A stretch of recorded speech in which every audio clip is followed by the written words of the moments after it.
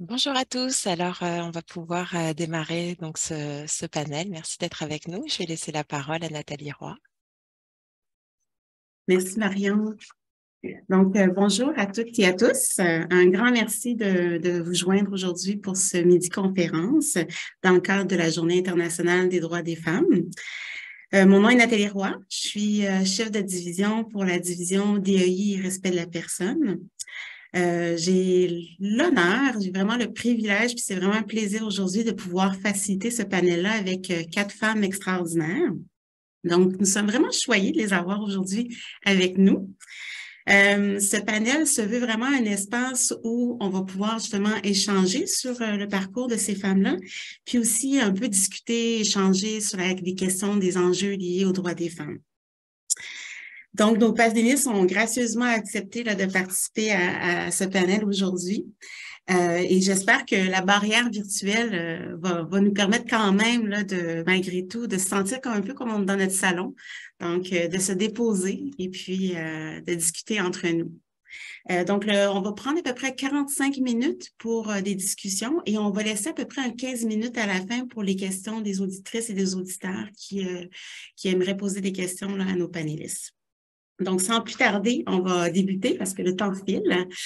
Alors, je vais présenter mes 4 panélistes au tout début. Je vais commencer par Madame Emiko Wong. Donc, Emiko Wong est un médecin vétérinaire zoologique avec 20 ans d'expérience ayant dédié plus de la grande partie de sa carrière aux missions d'éducation, de conservation et de recherche du Biodôme de Montréal.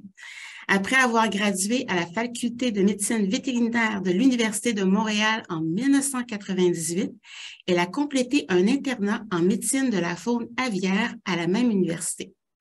Elle a également complété un internat en coopération internationale dans un centre de réhabilitation de la faune sauvage au Guatemala. Après quelques années en pratique privée, elle a commencé à travailler comme médecin vétérinaire au Biodôme en 2003. En 2008, elle a été nommée chef de division du département des collections vivantes, conservation et recherche et a mené à terme le grand projet de rénovation de 2 ans et demi migration, tout en maintenant les plus hauts standards en matière de soins et de bien-être animal.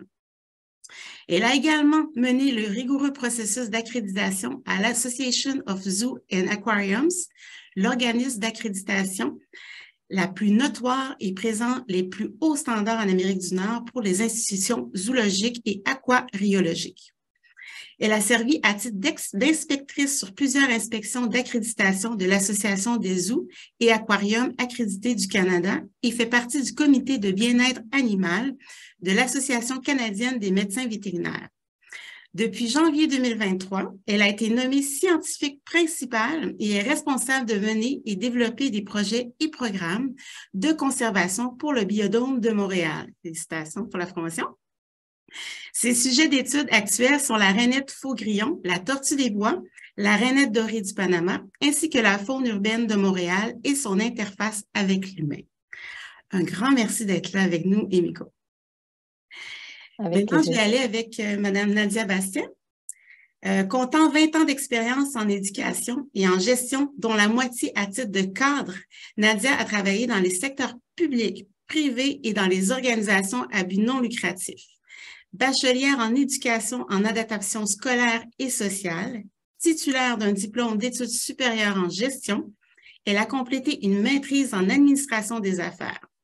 Aujourd'hui, elle contribue à faire de Montréal une ville inclusive à titre de directrice du service de la diversité et de l'inclusion sociale de la ville de Montréal, notamment en luttant contre les discriminations, les inégalités et l'exclusion sociale. Reconnue pour son leadership rassembleur, Nadia mobilise des acteurs stratégiques autour de programmes et de projets structurants en réponse aux enjeux sociaux émergents. Merci beaucoup d'être avec nous, Nadia. Madame Peggy Bachman, je prononce comme il faut, je m'excuse, Peggy. Peggy Bachman. Presque. Bachman. Bachman, merci, excusez-moi. Donc, depuis 2019, Madame Bachman occupe le poste de directrice générale adjointe qualité de vie. DGA qui s'inspire de l'approche de développement durable et regroupe les services suivants. attachez votre ceinture, service de la culture, service de la diversité et de l'inclusion sociale, service de l'habitation, service de l'espace pour l'air vie, service de l'environnement et le bureau de la transition écologique et de la résilience. De 2003 à 2019, Peggy Bachmann a dirigé le Bureau des relations gouvernementales et municipales qui s'assure notamment de faire valoir le rôle de Montréal comme métropole du Québec auprès des gouvernements du Québec et du Canada. Auparavant, au service de l'Union des municipalités du Québec pendant plus de 10 ans, Peggy Bachmann a d'abord occupé les fonctions de coordonnatrice des politiques et de conseillère en fiscalité, puis a assumé la direction générale de l'organisation de 2008 à 2013. Madame Bachmann a aussi œuvré en milieu universitaire comme chargée de cours à l'Université de Montréal. Elle détient un doctorat en administration de l'Université de Sherbrooke et un doctorat en finances publiques et fiscales de l'Université Lyon 3. Merci beaucoup d'être là parmi nous. Et la dernière et non la moindre, Madame Bushra Manaï, est commissaire au Bureau de la lutte contre le racisme et les discriminations systémiques depuis janvier 2021 à la Ville de Montréal. Son mandat a pour objectif d'assurer la transition vers l'inclusion au sein de l'administration municipale. Titulaire d'un doctorat en études urbaines de l'Institut national de la recherche scientifique et du Centre Urbanisation Culture-Société, d'une maîtrise en immigration et relations interethniques et d'une maîtrise en géographie, elle travaille dans les milieux universitaires et communautaires sur les enjeux d'exclusion sociale, de racisme et de cohabitation dans les espaces urbains. Auteure de Les Maghrébiens de Montréal aux éditions PUM, elle est auteure de plusieurs ouvrages, chapitres et articles où sont mobilisés des concepts entourant le racisme, l'inclusion et l'exclusion sociale. Elle est chercheuse affiliée au laboratoire de recherche en relations interculturelles de l'Université de Montréal. À titre de professionnelle, elle a dirigé l'organisme de Montréal-Nord qui promue la mobilisation citoyenne visant la transformation sociale et territoriale, Parole d'exclus, et a coordonné la table de concertation jeunesse de Montréal-Nord. Consultante auprès de nombreuses organisations et institutions, elle a également contribué aux travaux de la table de la diversité, l'inclusion et la lutte contre les discriminations qui a transmis des recommandations à la Ville à l'automne 2019. Merci beaucoup d'être là. Alors, donc, mesdames, on va débuter. Cette année, comme vous l'avez probablement vu, le thème québécois de la campagne de la Journée internationale des droits des femmes, c'est « Résistance féministe ». Donc, c'est un slogan qui nous interpelle à nous rallier, à nous rassembler, en fait, pour lutter davantage afin de conserver, en fait, les acquis qu'on a déjà et aussi de continuer justement à lutter et d'ouvrir le chemin pour les générations futures. Donc, en regard de votre propre parcours de vie, ça serait ma première question pour vous. Le thème résistance féministe, qu'invoque-t-il pour vous? Puis, pourquoi avez-vous gracieusement accepté de participer à ce panel? Pour débuter, si je peux me permettre, je vais demander à Nadia de répondre à la question. Oui, toute une question, Nathalie. Mais d'abord, je commencerai par vous dire merci, effectivement, de nous avoir invités. Moi, c'est vraiment un honneur pour moi d'être autour de l'écran aujourd'hui, mais d'être aussi entourée de femmes aussi inspirantes pour le faire. Mais pour répondre plus spécifiquement à ta question, je te dirais que moi, dans mon parcours, en fait, j'ai la chance, je dirais, d'être issue d'une lignée, j'aime le dire, de femmes fortes. Ma grand-mère qui a élevé 8 enfants seule en Haïti dans un contexte et dans une société qui n'était pas nécessairement la plus ouverte justement au niveau du féminisme et de la possibilité de prendre sa place, mais qui a su le faire.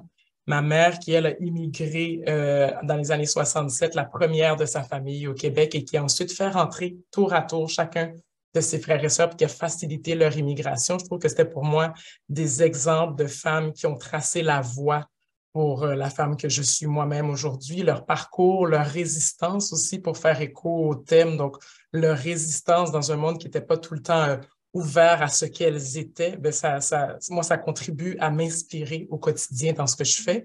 Puis justement, le lien avec ce que je fais, ben, tu le disais, je suis directrice du service de la diversité et de l'inclusion sociale.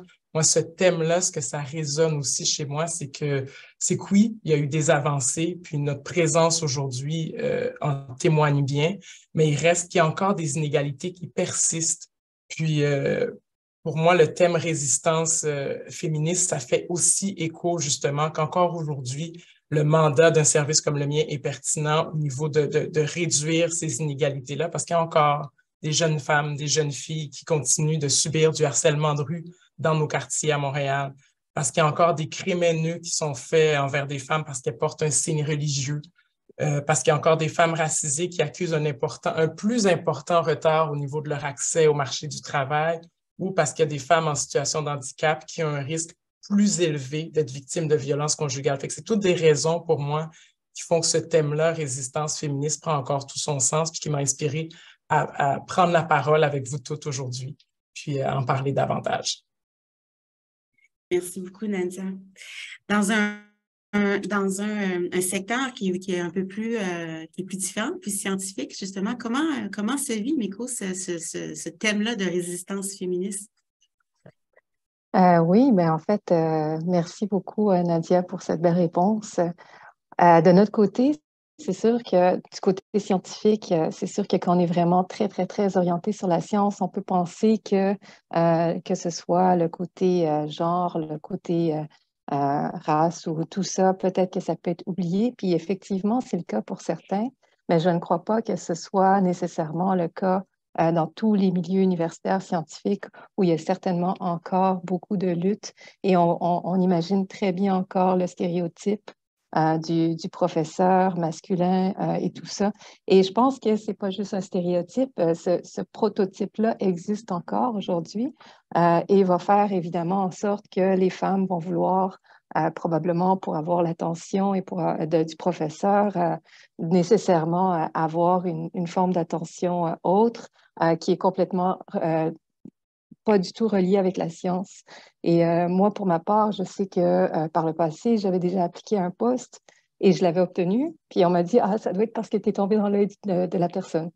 Fait que c'est un peu cette valeur-là qu'on veut enlever quelque part aujourd'hui. Merci, Miko. Avec plaisir. Je passerai peut-être la parole à Bushra.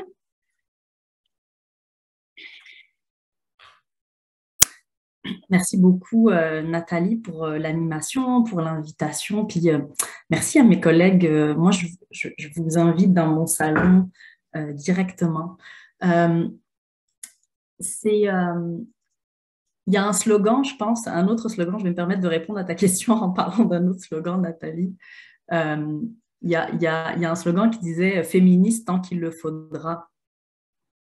Et je trouve que c'est extrêmement important de revenir à chaque année sur...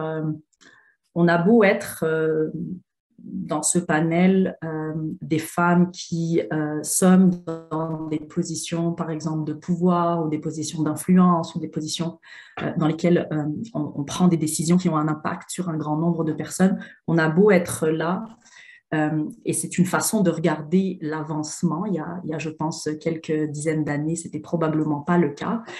Mais ça ne veut pas dire qu'en faisant état de ce qui a avancé, on ne doit pas continuer à avoir les différents steps, les différentes marches qui doivent composer le chemin d'une moitié de la population humaine.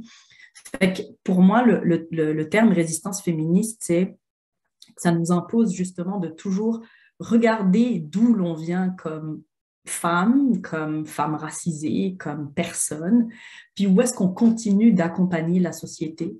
Parce que pour moi, il s'agit d'accompagner la société.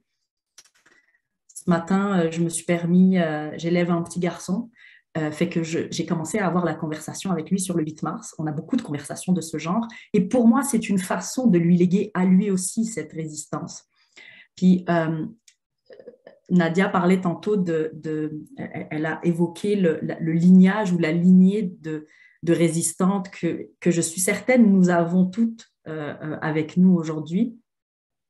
Puis moi, je pense que c'est ça que j'essaye de faire, c'est-à-dire de traduire quand on est, par exemple, une femme racisée qui a un parcours d'immigration, de porter avec moi dans mon sac à dos ma grand-mère des montagnes de Kabylie, toutes mes grands-mères qui ont combattu la colonisation, par exemple en Tunisie, mais également aussi et c'est ce que j'allais dire par rapport au milieu féministe et au milieu militant, mais également aussi toutes les femmes qui appartiennent à d'autres communautés que les miennes, qui ont un autre passé culturel, ethnique, de résistance que les miennes et avec qui on se doit absolument de se lier. Puis moi, c'est ça que j'ai appris dans le milieu féministe québécois, c'est qu'il faut toujours se demander si on n'a pas un angle mort sur la réalité d'une autre, qu'elle soit autochtone, qu'elle soit de diverses communautés asiatiques, qu'elle soit en situation, par exemple, de handicap. Donc, pour moi, la résistance qu'on amène, c'est de toujours se rallier avec celles avec qui on doit résister. Merci, Bochra. J'aime bien toute l'idée, justement, de rassembleur, de ramener, en fait, les gens autour de la résistance, puis cette pluralité-là de personnes, là, donc autant les garçons que nos mères, nos sœurs. Merci. Peggy, la résistance féministe de ton côté, ça sonne quoi?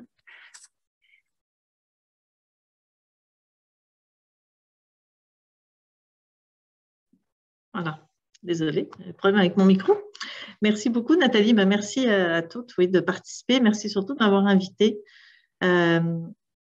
Moi, je voyais ça comme d'abord aussi un devoir comme directrice générale adjointe de la ville de parler de ce sujet. Donc, je suis vraiment très heureuse d'être avec vous aujourd'hui. J'ai essayé de voir comment je pouvais répondre succinctement à cette première question. Je voudrais vous partager que pour moi, le féminisme, l'intérêt pour le féminisme est venu croissant avec l'âge. Quand j'étais plus jeune, moi j'ai grandi en France. Pour moi, le féminisme, c'était quelque chose d'un peu dépassé. Je ne le voyais pas forcément de façon très positive. C'est quelque chose dont on n'avait plus vraiment besoin. Et je pense qu'avec le recul, je manquais d'outils pour vraiment décoder, débusquer les biais sexistes, que je qualifierais de sexistes, en fait, des biais sexistes de notre société.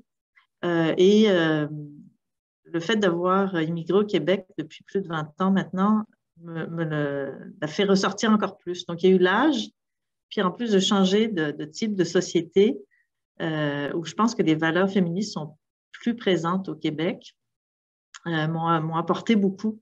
Et aujourd'hui, je trouve ça très important d'en parler. Très important ce terme de résistance féministe parce que le mot résistance pour moi a toujours été plus lié les résistants pendant la Deuxième Guerre mondiale, donc quelque chose de très positif, de surtout masculin quand même s'il y a beaucoup de femmes qui ont fait de la résistance aussi. Donc, de le ramener avec le féminisme, je trouve qu'il faut lui redonner justement cette couleur très, très positive et très fière en fait. Et effectivement, c'est un combat de tous les instants qui est très, très loin d'être gagné. Alors, et j'ai beaucoup aimé, ça m'a beaucoup touché ce que mes trois collègues ont dit. Et puis, le terme que j'aimerais vous lancer, c'est le terme sororité, que j'aime beaucoup. Donc, c'est un peu tout ce que vous avez évoqué. Alors, cette espèce d'entraide, on pourrait commencer avec ça, la sororité par rapport à la résistance féministe. Peggy, pour le bien de nos auditrices et auditeurs, est-ce que tu pourrais nous expliquer un peu qu'est-ce que tu entends par le terme?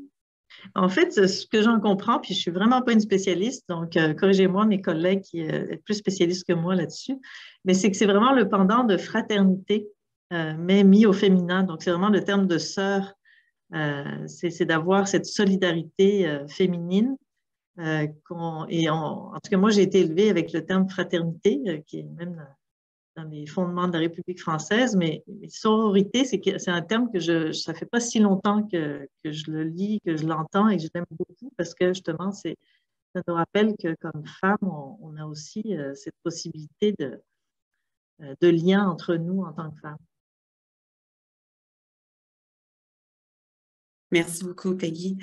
De l'ensemble des propos qui ont été présentés jusqu'à maintenant, j'ai vraiment l'impression, en fait, que justement, la Journée internationale des droits des femmes, elle est encore d'actualité pour vous, puis elle semble pertinente encore, qu'il y a encore des chemins à faire, des luttes à faire.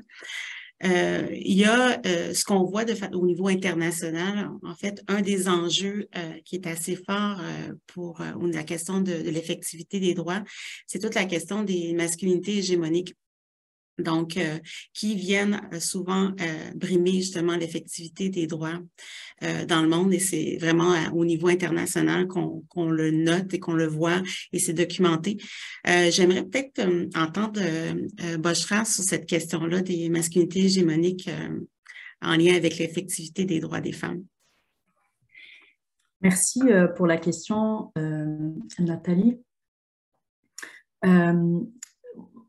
Je pense que ce qui est important de considérer quand on parle de féminisme, puis merci Peggy d'avoir mentionné que toi, dans ton parcours, la question du féminisme est venue se plaquer peut-être à des réalités vécues ou à des expériences vécues. Je pense qu'il y a beaucoup de femmes dans la société qui avancent comme ça. Puis je pense que ce qui est important de considérer, c'est que s'il y a des résistances féministes, c'est aussi parce qu'il y a des inéquités qui sont structurelles, structurées historiquement et que l'on souvent les féministes vont parler c'est le patriarcat. Puis moi je trouve qu'il faut déplier ce mot pour dire mais qu'est-ce que ça, il y a quoi derrière le patriarcat exactement? Puis je pense que ta question, Nathalie, ce qu'elle amène, c'est de dire que les femmes résistent à une idéologie qui nous enlève le droit d'exister dans l'espace public, dans la participation citoyenne, dans la société. Fait que s'il y a résistance, c'est aussi parce qu'il y a que ce soit des discours ou des comportements qui nous empêchent d'exister donc dans l'espace public, mais qui surtout nous relèguent à certaines de nos caractéristiques. Le fait d'être, par exemple, mère, ça n'empêche pas qu'on peut être féministe, mère, et c'est pas. Mais la question pour moi des masculinités hégémoniques, c'est il faut les positionner comme des idéologies. Puis pour moi, pourquoi la résistance féministe est importante ou les résistances féministes sont importantes, c'est parce que l'équité, c'est une lutte constante. Puis il y a toujours des backlash, entre guillemets, qui peuvent survenir. Je nous invite juste à considérer, par exemple, la réalité des femmes chez nos collègues au sud de la frontière, où la question, par exemple, du droit d'avorter a été remise en question. Fait que pour moi, la question des résistances, il faut l'amener en lecture ou en perspective avec quelles sont les idéologies qui nous empêchent de prendre nos places. Puis, je pense que c'est l'ancienne directrice de Amnesty International qui disait que la question des droits, là, c'est comme la vaisselle. C'est à faire tout le temps. Pour moi, les résistances féministes face aux masculinités hégémoniques, tout comme face aux idéologies racistes, c'est quelque chose sur lequel il faut constamment revenir. Moi, j'avais juste envie de vous dire, comme ce qui me vient à l'esprit aussi pour répondre à la question, c'est que j'ai beau avoir un doctorat, j'ai beau avoir une position de directrice, j'ai beau, etc. Je sais qu'à chaque fois qu'il y a une interaction, la façon avec laquelle on va me regarder, c'est d'abord à travers le prisme de femme. Fait que pour moi, adopter réellement ma posture féministe, c'est considérer que ça, c'est ma réalité, ne pas en faire un fardeau et le transformer pour renverser le stigmate, comme on dit en sociologie. Merci beaucoup, Boshra. Vous avez soulevé, en fait, dans toute la question de l'importance aussi de vos familles, de vos mères dans votre parcours aussi, dans votre développement, de votre vision du féminisme. C'est toujours, j'aime toujours poser cette question-là parce que je pense que ce qu'on est actuellement, on a été influencé par différentes personnes et nécessairement, ça va influencer aussi qui d'autres on va influencer de part de ce qu'on est. Donc, j'aimerais aussi que vous nous parliez rapidement un peu d'une personne ou d'un événement. Ça pourrait être même aussi un événement ou une personne qui a influencé en fait votre parcours et qui fait de vous justement, qui a développé en fait votre vision féministe actuelle aujourd'hui. Fait que je commencerai peut-être par Peggy si elle le veut bien. Oui, mais en fait, le choix était immense parce qu'il y a plein de femmes, effectivement, qui ont influencé mon parcours, que ce soit au niveau personnel, de ma grand-mère qui a divorcé en pleine Deuxième Guerre mondiale parce que son mari la trompait, à ma mère, à des tantes. Mais je voulais nous ramener un petit peu plus à aujourd'hui. Effectivement, je voulais évoquer Simone Veil, qui a été la femme politique française qui a mis en place la loi qui permettait l'avortement. C'était en 1974, à peu près, date de ma naissance. Donc oui, quand on entend ce qui se passe aux États-Unis aujourd'hui, on se dit qu'il ne faut jamais baisser les bras. Ça, c'est des femmes qui m'ont inspirée parce qu'elles ont elles ont un parcours très, très riche, mais c'est aussi des femmes c'est presque trop des icônes, c'est-à-dire que c'est dur de s'identifier à des femmes comme ça parce qu'on se dit, mon Dieu, je ne suis pas sûre que moi, un jour, je vais arriver à de tels accomplissements. Donc j'aimerais peut-être vous dire que moi, pour m'inspirer, je me suis dit, à un moment donné, il faut que je trouve à mon niveau, c'est quoi mes actions possibles. Dans justement mon intérêt croissant sur le féminisme, j'ai découvert une autrice québécoise plus près de nous et contemporaine que j'aime beaucoup et qui, moi, a eu l'effet de certaines révélations carrément. Et c'est vrai que la Ville de Montréal a contribué à faire connaître, puisqu'elle a gagné le Grand Prix du Livre de Montréal, et c'est Martine Delvaux qui a écrit Le Boys Club. Alors, moi, je trouvais que son titre était assez provocateur et je m'attendais, quand j'ai vu qu'elle avait gagné le Grand Prix, ça m'a encore plus intéressée de la lire. Je m'attendais à vraiment militante, pure et dure, et quelque chose d'assez extrême, mais je me suis dit, je vais quand même le lire par intérêt. Et en fait, on pourrait le voir comme un côté extrême, mais pas du tout. C'est vraiment plus quelqu'un qui, dans ses écrits, ramène toute la dimension justement que le féminisme, finalement, c'est une lutte pour respecter les droits de toutes et tous. En fait, c'est vraiment la lutte aux inégalités, la recherche d'équité. Et finalement, il y a beaucoup d'amour, il y a beaucoup d'ouverture dans ce féminisme-là. Et ça, j'ai beaucoup aimé ça. Et ce que j'ai aimé ce qu'elle dit un petit peu sur le Boys Club, que j'aimerais vous partager, c'est que oui, il y a des boys clubs qui paraissent, qui sont évidents. Je donne l'exemple de l'armée ou l'Église catholique. Tout le monde le sait que c'est un boys club, c'est construit de telle façon, mais qu'il faut surtout s'intéresser à plus la partie invisible des boys clubs. Et elle dit, je me suis écrit, souvent quand le boys club est invisible, quand il passe incognito, quand tout nous incite à ne pas le voir. Et c'est ça, je trouve, ce livre est très intéressant parce que ça nous donne un peu des clés pour décoder, pour comprendre qu'est-ce qui peut mener à des actions anti-féministes et qui minent notre société et justement pour lesquelles il faut continuer à se battre, justement la remise en question du droit à l'avortement, les micro-agressions dans la rue, dont je pense que toutes les femmes que nous sommes, on a toutes vécu ça au moins plusieurs fois dans notre vie, nos âges et de différentes formes, les agressions plus graves, bien sûr, sexuelles, les violences familiales, etc. Donc, finalement, c'est un livre qui nous permet de voir un peu tout le fil conducteur qui mène à ça et qui peut nous amener à nous interroger justement sur la culture du Boys Club qui est présente dans notre société et contre laquelle il faut lutter de toutes les sortes de façons. Et une des façons que d'ailleurs Bouchra a évoquée est l'éducation de nos enfants, qu'ils soient des filles ou des garçons. Et je pense que nos meilleurs alliés aussi sont des hommes et des garçons qui sont eux-mêmes féministes, en fait, qui portent en eux les valeurs féministes et qui peuvent nous aider à remettre en question cette culture du Boys Club. Alors, moi, j'aimerais vous offrir ça comme inspiration, Martine Delvaux, très proche de nous et de notre génération en plus. Merci beaucoup, Peggy. Je vais donner la parole à Emiko. Peut-être un petit mot sur la question aussi d'une personne, d'un événement qui vous a inspiré. Oui. Oui, mais en fait, je voulais juste revenir un peu sur ce que Peggy disait parce qu'effectivement, je pense qu'il y a beaucoup dans l'éducation des jeunes garçons et des hommes parce qu'ils portent en quelque sorte le fardeau de la culture telle qu'elle est actuellement. Puis parfois, je pense qu'ils n'ont pas nécessairement les options de s'exprimer parce qu'ils ne connaissent pas les autres options. Et je trouve ça hyper important de ce côté-là, l'éducation qu'on en fait aujourd'hui. Fait que je voulais revenir là-dessus, mais sinon, pour les personnes inspirantes, c'est sûr que j'ai adoré ce que Nadia a dit au début, parce que moi aussi, tout de suite, je pense à ma grand-mère, qui a aujourd'hui 110 ans. C'est ça, elle a vécu le Japon sous toutes ses formes. Donc, elle est née en 1900, pardon, pas 1800 quand même, mais 1912. Oui, c'est ça.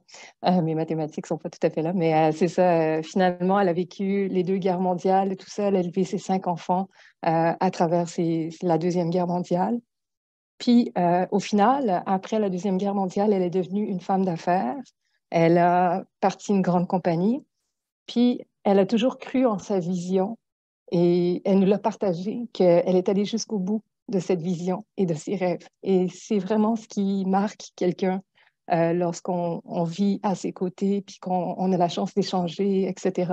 À chaque fois que j'allais au Japon, elle me parlait de comment elle avait fait telle chose. Donc, c'est toutes des expériences qui forgent notre enfance et ensuite notre adulcie, si on veut. Fait que oui, je saute tout de suite à ma grand-mère, mais évidemment, on a côtoyé énormément de femmes inspirantes. J'ai aussi eu la chance d'aller à une école entièrement de femmes, de filles, qui était menée par des sœurs catholiques à ce moment-là. Puis la sœur directrice, sœur Louise Bonta, qui avait sa vision de l'éducation et qui l'a menée jusqu'au bout, elle aussi.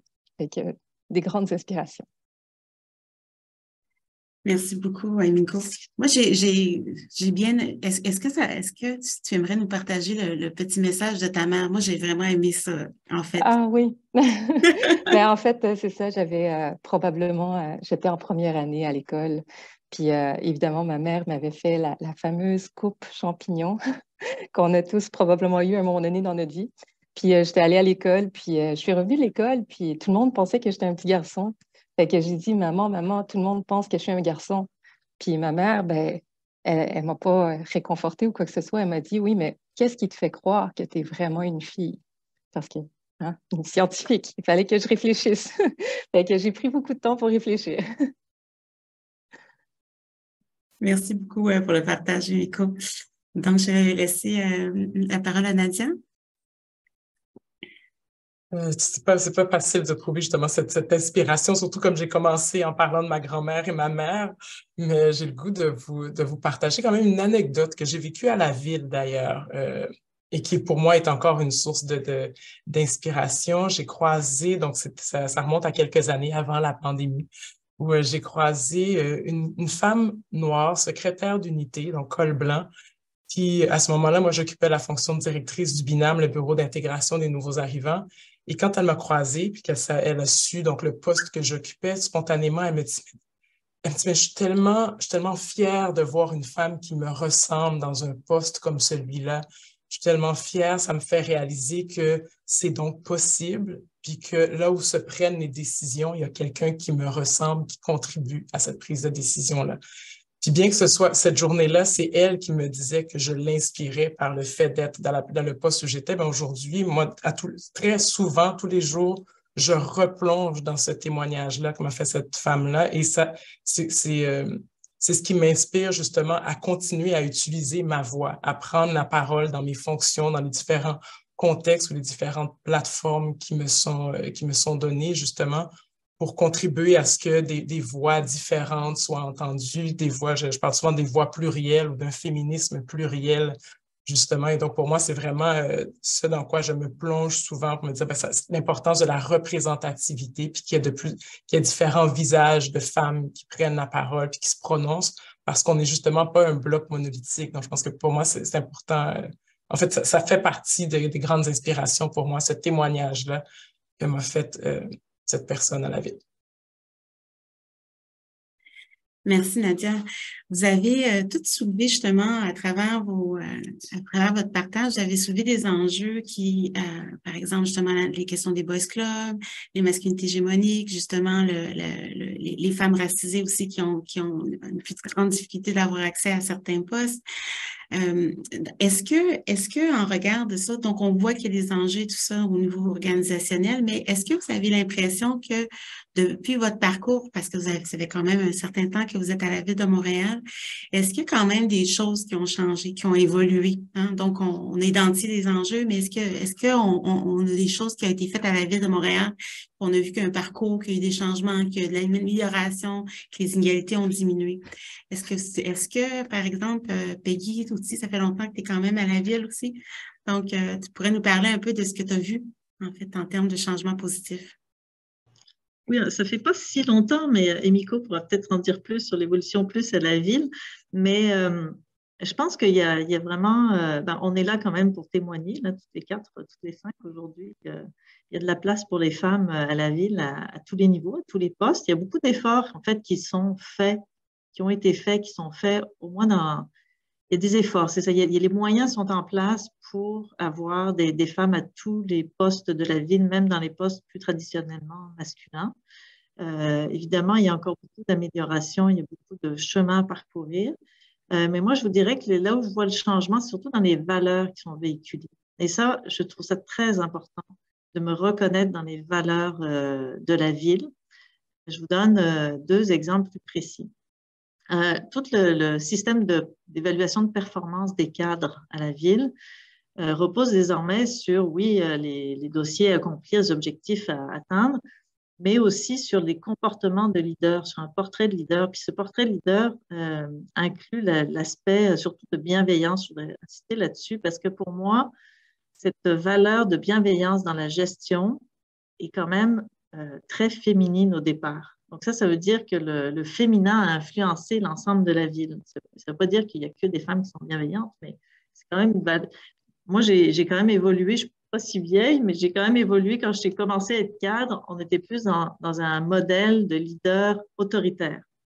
Je ne me reconnaissais vraiment pas là-dedans parce que je ne suis pas quelqu'un de très autoritaire de nature. Donc, c'est sûr que d'être gestionnaire dans ce contexte-là, c'est plus dur de s'y reconnaître. Mais par contre, aujourd'hui, on parle beaucoup de leaders bienveillants et la ville a intégré ça dans l'évaluation même de ses gestionnaires. Et ça, pour moi, c'est une grande évolution, même si ça a l'air d'être théorique, mais je pense que c'est très bon signe, c'est une direction très intéressante. Autre exemple, c'est aussi toutes les politiques, Nathalie, tu les connais bien puisque tu les incarnes, pour lutter contre le harcèlement en milieu de travail. Et ça, évidemment, par ma fonction, j'ai pu voir aussi des cas concrets d'application.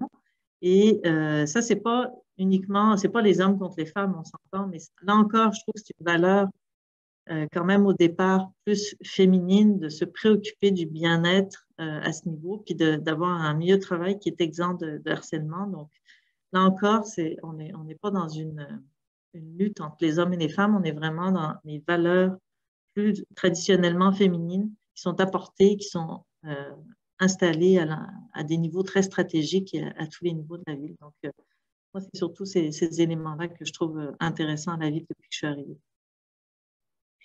Merci, Peggy. Puis je trouve vraiment intéressant l'approche, la notion de valeur, parce que c'est ça qui permet, sans valeur, je veux dire, on peut bien mettre des belles mesures, des activités ou des programmes, ça sera pas durable si les valeurs sont pas là. Donc, je pense que c'est effectivement un point extrêmement important là, que tu as nommé.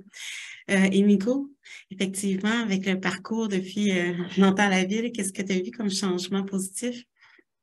C'est toujours intéressant de faire un bilan des changements parce que c'est à ce moment-là qu'on se rend compte qu'il y a des changements qui ont eu lieu. Parce que la plupart du temps, les changements se font tranquillement au fil du temps.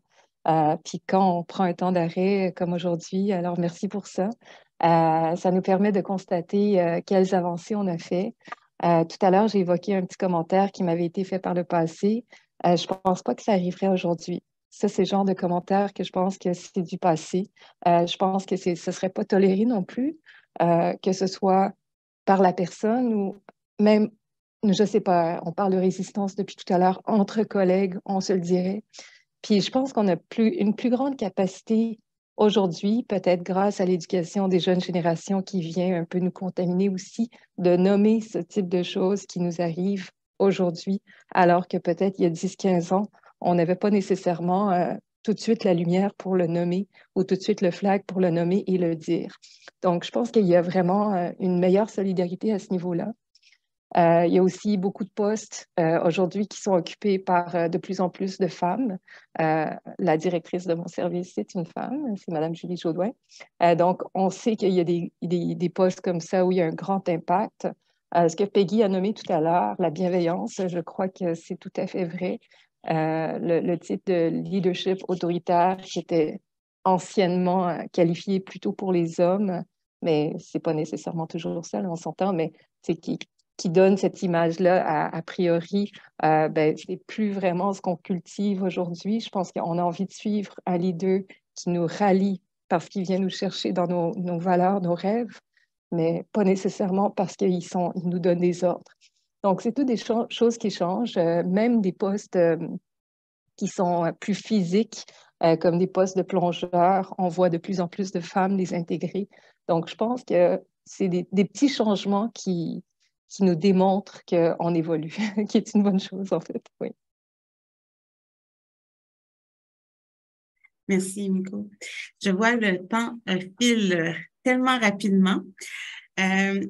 Je vais garder peut-être une dernière question pour clore, mais je pense que si ça vous convient, mesdames, on a des questions du public, fait que peut-être je glisserai doucement pour laisser la parole, puis je reviendrai avec ma dernière question pour clore le tout. Ça vous convient? D'accord. Donc, je vais voir, j'ai une première question. Quelles sont vos recommandations pour bien vulgariser notre ambition à notre employeur gestionnaire? Très belle question. Est-ce qu'il y a quelqu'un qui aimerait se lancer? Donc, quelles sont vos recommandations pour bien vulgariser notre ambition à notre employeur gestionnaire? Donc, la question n'est pas dirigée à quelqu'un, mais très intéressante. Il y a quelqu'un qui voudrait se lancer? Boshra? Ben, je vais me lancer peut-être pas comme Boshra, mais comme commissaire. Puis je vais pouvoir me distinguer un peu là pour répondre. Parce que ce que j'ai constaté, malgré la couleur de mes cheveux, je pense que je suis encore d'un âge considéré comme jeune. Mais quand même, ma vingtaine d'années d'expérience, ce que ça a pu me démontrer, c'est que j'ai souvent observé comme une forme d'humilité, parfois même d'effacement chez beaucoup de femmes, là où chez nos collègues, nos alliés masculins, il peut y avoir comme très peu d'hésitation en fait à se mettre de l'avant, à se présenter, etc., etc. Puis il m'est arrivé dans mon parcours d'accompagner vraiment beaucoup de femmes, puis de mentorer en fait des femmes.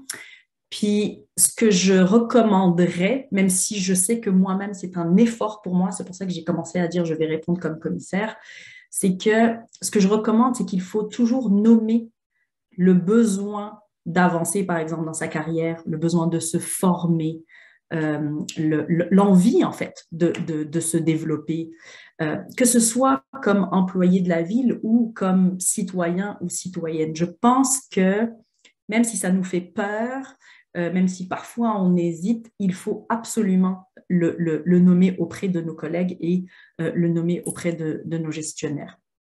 Parce qu'à partir du moment où on le nomme, à partir du moment où ce n'est plus juste un petit rêve dans notre esprit, ça appartient aussi à l'autre de nous aider et de nous accompagner là-dedans. Fait que moi, ce que je recommande, c'est qu'il ne faut pas le garder pour vous, il faut absolument le nommer et il ne faut pas dépendre d'une relation on va dire verticale. C'est-à-dire c'est important de nommer à votre gestionnaire, mais c'est aussi important de le nommer, par exemple, avec les RH, avec les acteurs qui peuvent avoir un peu un impact sur notre carrière. Fait que moi, la première recommandation, ce serait vraiment de dire il faut que ça sorte.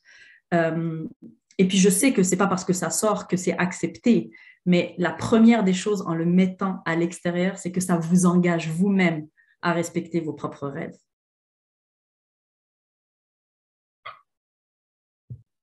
Merci, Boshra. Peut-être c'est une question, Nadia, que je te dirigerai. toujours en lien avec la question de, je pense, toute la question du féminisme, la question des droits, on pose une question. À votre avis, est-ce que la ville prépare la future relève? Donc pour la question aussi des femmes, en fait, dans des postes qui sont plus stratégiques. Est-ce qu'il y a des stratégies de formation, de renforcement de compétences qui sont mises de l'avant justement pour justement s'assurer que autant les femmes racisées, par exemple, si on peut y aller avec une partie plus femmes racisées. Donc, est-ce que la ville est dans une vision de préparation de la relève? Je dirais que oui, l'effort est en cours et on l'entend. On a de plus en plus d'appels, justement, comme gestionnaires à identifier les personnes qui peuvent faire partie de la relève. Puis, je pense que la réponse précédente de Boshra aussi, qui invitait les femmes à elles-mêmes oser aussi lever la main et nommer leur ambition, leurs rêves, leur aspiration. Et dans ce sens-là, moi, je crois beaucoup au coaching et au mentorat. Un coaching qui peut se faire dans un biais très formel, dans un cadre très formel, mais également du mentorat auprès d'autres gestionnaires, donc pas nécessairement son gestionnaire immédiat, mais moi je pense que cette gestion de la relève aussi, si on veut se l'approprier nous-mêmes, puis prendre nous-mêmes le pouvoir sur notre parcours, c'est d'identifier autour de vous, dans votre unité, dans un autre service, même dans un domaine qui peut en apparence ne pas être lié au vôtre, identifier un ou une gestionnaire. Puis, moi, j'ai le goût d'aller, ça peut se faire par le biais justement d'aller manger à une certaine fréquence avec cette personne-là, de la rencontrer dans un moment privilégié pour justement échanger sur un défi que vous pouvez avoir, sur une situation professionnelle que vous avez vécue, puis d'aller chercher des sources d'inspiration, puis de varier les façons de faire. Moi, je pense que ça peut être une façon, effectivement, de s'approprier nous-mêmes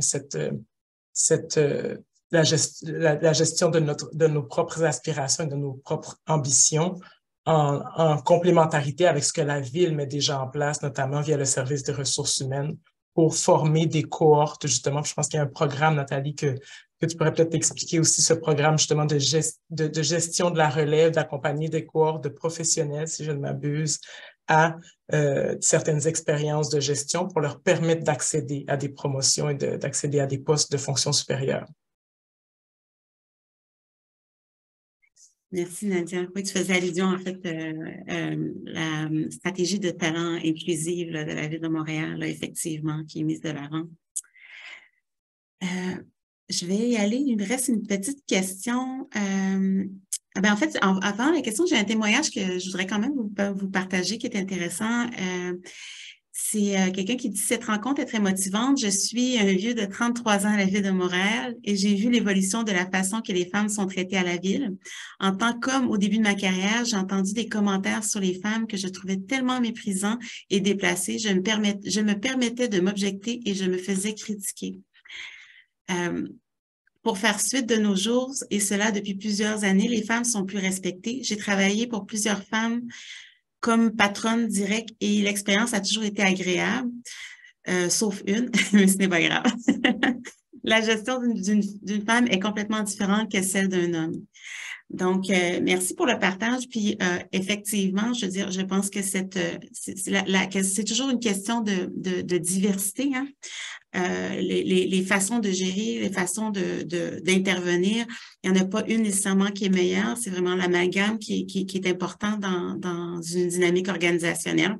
Donc, c'est sûr qu'effectivement, que quand on se retrouve à un niveau de gestion où est-ce qu'on a plus d'hommes, ça l'amène un déséquilibre, ça ne permet pas justement cette pluralité-là de gestionnaires.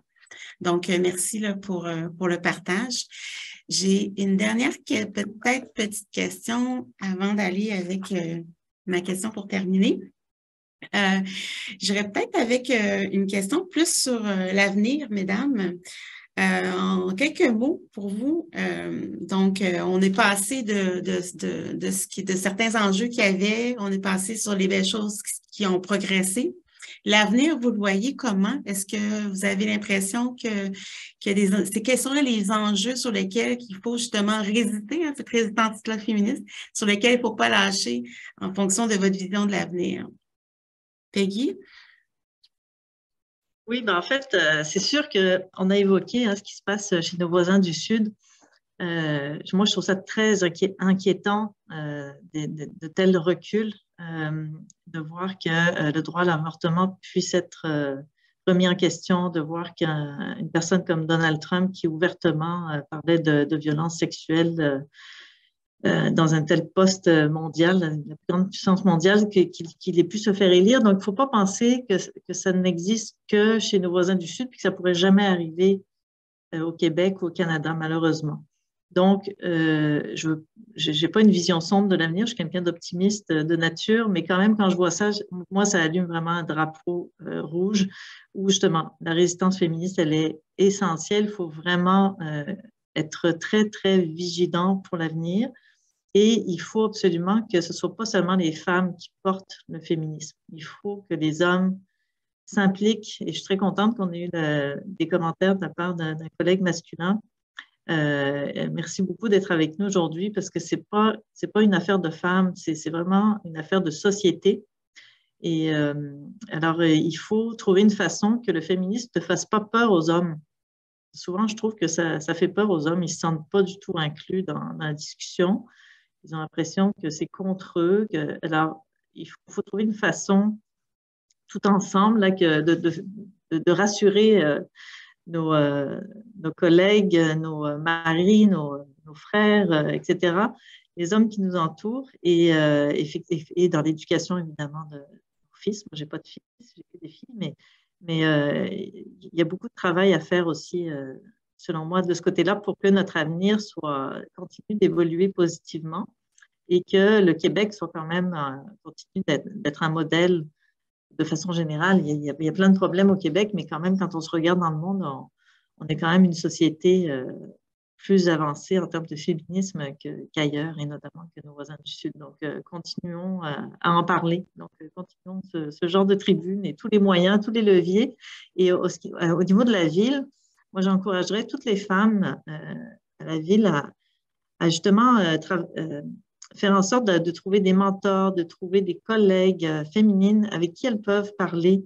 On a cette chance à la ville qu'on est très nombreux et nombreuses. Donc, trouver des alliés et n'hésitez pas à parler de questions de justement comment vous vous sentez comme femme et s'il y a des inconforts. Il faut, au-delà des ressources officielles, je pense que les réseaux informels de femmes, il faut s'en servir. Et ça me permet de conclure avec la question de la sororité. Il faut vraiment l'utiliser. On est assez nombreuses pour ça. Merci beaucoup, Peggy. Himiko, l'avenir, toi, comment tu vois ça? Bien, c'est sûr qu'avec un panel comme ça, je le vois de façon très optimiste. Vous êtes vraiment très inspirante. Merci pour ça. Je pense que c'est un peu ce que Bouchra disait initialement, c'est comme la vaisselle. Il fallait bien comprendre l'image de la vaisselle, n'est-ce pas? Mais c'est ça, c'est un travail qui est en continu. Il y a beaucoup de choses qui se passent dans le monde.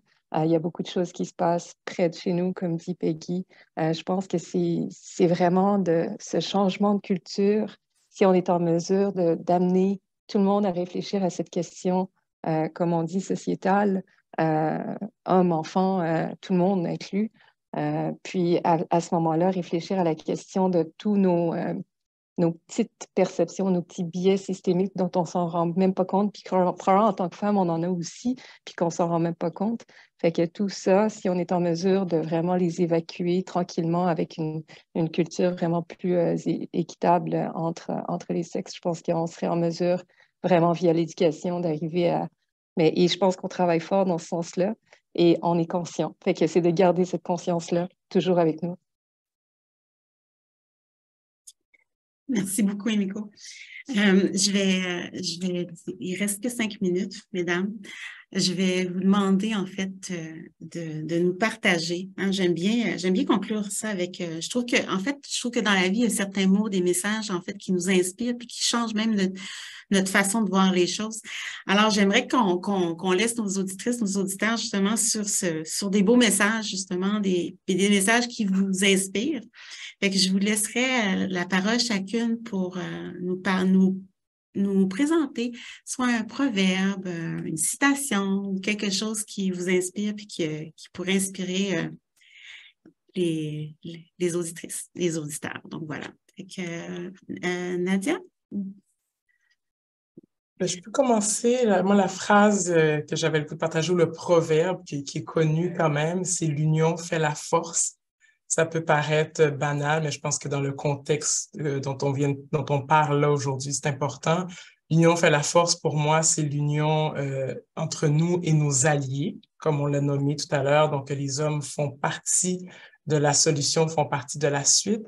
Entre nous également, cette union, il fait la force parce que je nous regarde puis je trouve qu'on incarne bien aujourd'hui ce fameux féminisme pluriel dont je parlais un peu plus tôt. Je pense que le terme intersectionnalité qui semble faire l'objet de controverses ces temps-ci, pour moi, il est pourtant tellement important, cette intersectionnalité, puis de faire en sorte qu'on est d'incarner le fait qu'on n'est pas un bloc monolithique, justement, et donc que les différentes discriminations ou les inégalités, elles se vivent pas de la même façon pour chacune d'entre nous, mais que si, justement, on incarne que cette union fait la force, mais qu'ensemble, on est capable de briser ces obstacles-là puis de passer au travers. Donc, l'union fait la force, c'est ma phrase.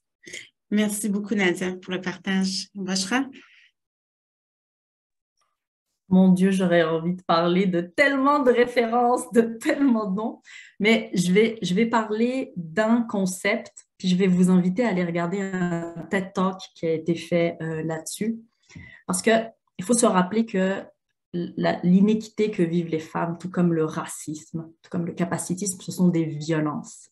Et face aux violences, les femmes, elles, puis Peggy l'a dit, réagissent avec une façon qui n'est pas celle que la société historiquement a construite. Et le concept, c'est, attention, systémique et intersectionnel, on dépasse encore plus, c'est amour révolutionnaire. Les femmes réagissent et répondent à la violence, malgré toutes les formes de violence, avec, pour moi, c'est ça que l'on fait à chaque jour face au racisme, face au sexisme, face au capacitisme, face aux violences physiques, verbales, etc. On répond avec l'amour révolutionnaire. Il y a un TED Talk de Valérie Kaur en anglais, puis je pense qu'il a été traduit en français. C'est magnifique, c'est un concept sociologique, mais pour moi, ça traduit vraiment la puissance des femmes, puis la façon avec laquelle les femmes, d'une manière générale, dans leur très, très grande diversité, répondent aux violences qui leur sont faites. Merci beaucoup, Bouchra. On va l'écouter ça. Peggy. Moi, juste citer quelqu'un que j'ai toujours beaucoup admiré, qui m'a beaucoup inspiré, c'est Alexandra David-Néel, qui est une grande exploratrice française, qui a été la première femme à entrer au Tibet, je ne me souviens pas en quelle année, mais quelque chose comme 1914, quand c'était interdit aux étrangers à l'époque. Et il y a une petite phrase où elle dit de toujours viser l'étoile, donc même si c'est très, très haut. Donc, moi, je dirais aux femmes, ayez confiance, visez haut, ayez de l'ambition et avancez vers l'étoile, même si elle vous paraît très, très loin. Ça me parle beaucoup. Et je pense qu'il y a Michelle Obama qui a une citation qui ressemble beaucoup, qui veut dire un peu la même chose. Merci. Et Miko, pour terminer. Oui, c'est ça. En fait, directement de Tokyo, de ma grand-mère, qui m'a toujours dit, ça rejoint un peu ce que Peggy disait, mais de vivre une vie sans crainte, sans fuite. Je trouve ça très beau. Wow. Merci, mesdames. Je ne peux que vraiment de tout mon profond mon cœur, de vous remercier de votre présence, de votre générosité. Ce fut un réel plaisir de vous écouter. J'aurais passé l'après-midi sur mon canapé avec vous, avec un thé. Alors, ce n'est que partie remise. Je vous souhaite vraiment une belle continuer d'inspirer les gens qui sont autour de vous. On a besoin de femmes aussi inspirantes que vous. Puis, à toutes les autres femmes inspirantes qui n'ont pas pu être là, au panel aujourd'hui, continuez aussi votre chemin. On a besoin toutes de vous. Et messieurs, on a aussi besoin de vous, effectivement. Donc, merci. Merci à toutes et à toutes. Merci de votre présence.